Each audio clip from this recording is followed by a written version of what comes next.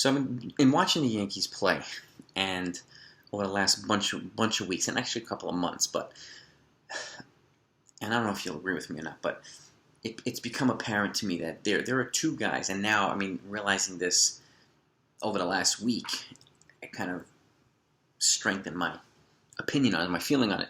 There are two guys that the Yankees need to keep here, okay? And it's probably not two guys you're thinking of, but the value that they bring to the team, the intangibles that they bring, and the flexibility that they give the team make them really, really important. And those two guys are Greg Allen and Rougned Odor. Now, some people are like, what? Odor? What? But hear me out. The Yankees, they acquired him, and I remember a whole bunch of people were kind of getting on me about it. But the Yankees are paying pennies on the dollar for him. So, and he's one of the team leaders in home runs this year. He brings an energy and an enthusiasm to the team that we haven't seen in a while. And he gets other players involved emotionally. And he brings a pulse to the team. And it's really important. And he brings the team to life. Even last night he hit this another clutch home run. He's a tough as nails player. And again, he's young. He's 27 years old. He's under team control, and the Yankees are not paying it. Okay, Texas is paying like 99% of his contract, and that production with that type of skill set, that personality on this team, to me, makes him an invaluable piece. And Greg Allen, I talked when the Yankees acquired him this offseason before spring training. I was excited because I knew I liked his skill set, what he brought to the table, and I knew he was going to give the Yankees a lot of not only athleticism but a lot of flexibility if they ever called him up. And the Yankees have a problem of either waiting forever to call guys up. We talked about this, or calling good guys up and then sending them back down after like 3 games or a week. It's like, why the hell did you trade for this guy if you're not going to use him? And again, and both of these guys, Odor and Greg Allen, they do things that most of the team don't do. Bunt guys over, right, hitting runs, routine plays, sacrifice flies. If there's a guy on third and they're playing the shift or whatever, you hit the ball into the outfield, manufacture a run. And Greg Allen with his speed, like him and Tyler Wade. I don't remember the last time the Yankees did a double steal. Was it the Reagan administration? I don't remember. But he was involved in a double steal last night with Tyler Wade. He steals bases. Odor brings guys over, drives guys in. And to me, they're two not sexy and name marquee or anything like that players, but they're very important pieces to this puzzle. And to me, I think it would be foolish. And they both have multiple years of team control. So these are the type of guys that the Yankees need to get to not only complement the big boppers and the really expensive players, but these are the type of guys that keep the engine going and keep them excited. It's so much fun watching Greg Allen play right now. And again, he's got a unique skill set, and I hope he continues to get opportunities and stays healthy and stays productive. And the same goes for Odor. And he also brings that fight to the Yankees, that feistiness, which I haven't seen in a while either. I see it in Cole all the time, but Garrett Cole. But I hadn't really seen it on the offensive side. He brings that a lot, Odor. And he's got that bulldog look, like he wants to fight you. You remember that fist-eating incident with Jose Bautista and the Blue Jays? If you haven't seen it, go take a picture. Go take a look and Google it and just say Odor fight with Bautista, and you'll see Bautista just eating his fist. It's fantastic.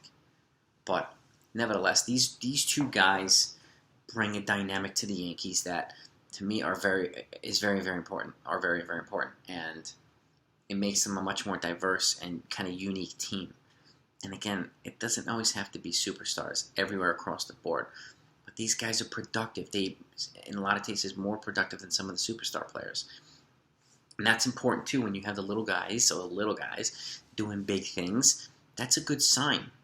And these guys, again, they contribute in a whole bunch of different ways. Now, other guys are important too, obviously, but these are to me, two mainstays. And I like the fact that these other guys are getting opportunities now. I hope Amburgey comes back. And gets healthy and gets more opportunities. I like what Estevan Florial brings to the table as a good-looking prospect, and the Yankees also have a lot of good-looking prospects moving up into the system right now, whether it be Volpe or obviously the Martian, Oswald Peraza. They need more pitching, high-end pitching prospects. That's clear. They have a lot more position prospects than pitching prospects, and they were pitching heavy on this year's draft at the college level. So hopefully this will remedy some of this stuff and inject a lot more young, but more polished pitchers in the higher levels of the Yankee system, which gives them more opportunities to call guys up and promote guys to the majors. So, but again, Odor and Greg Gallo to me are two guys that need to be up in the clubhouse. They need to be up in the major league. I think sending Allen down right when it would be a stupid idea. Stupid idea. Who are you going to play in his place? Like Hicks isn't fast. He's not more athletic. He's hurt the entire year. Gardner's not who he once was. He still gets a hit here and there and a home run here and there. And again, he's the most tenured Yankee. He's kind of like the heart and soul of the team. But I'd be playing Greg Allen in center field. And this is regardless if the Yankees get Joey Gallo or whoever. Whoever they get, I think he should be the center fielder. If they get a Gallo or a Max Kepler, it doesn't matter. He's the fastest, most athletic. He covers the most ground. I mean, I like what Tyler Wade brings, and he, to me, should be a backup infielder, backup outfielder, just kind of a utility guy. If the Yankees don't bring in a super utility guy, which I also think they should do, particularly one that either switch hits or hits lefty, and I'll be talking about that soon, but we kind of know who it should be. But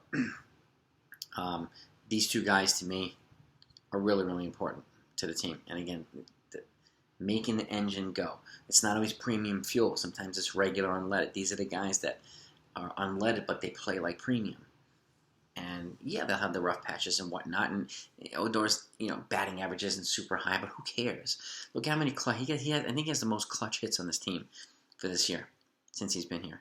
Big clutch home runs, big ones. And just the other day, bunting over to the third base side and hustling over to first base. A good hustle play like that. Really, really important. That's something that the Yankees hardly ever do. So, I don't know. You let me know what you think about these two guys. Well, if you feel the same way, if you feel a little bit different. Because I think they're two good building blocks to kind of build around. And obviously, it's the Yankees. They're always going to get big time players, but they don't need big time players everywhere. These are really, really good role players. And Scott Brocious wasn't sexy, great role player. These types of guys. Homer Bush, not sexy, great role player. Did a lot of the little things, the dirty work, the stealing the bases, like Greg Allen. Okay, it's these type of guys that do a lot of the stuff that goes unnoticed or underappreciated. That's one reason I like them so much. And they just go out there and they play hard all the time and put themselves in position and help the team in so many different ways. So, I'd be keeping these two guys around. I would keep these two guys around.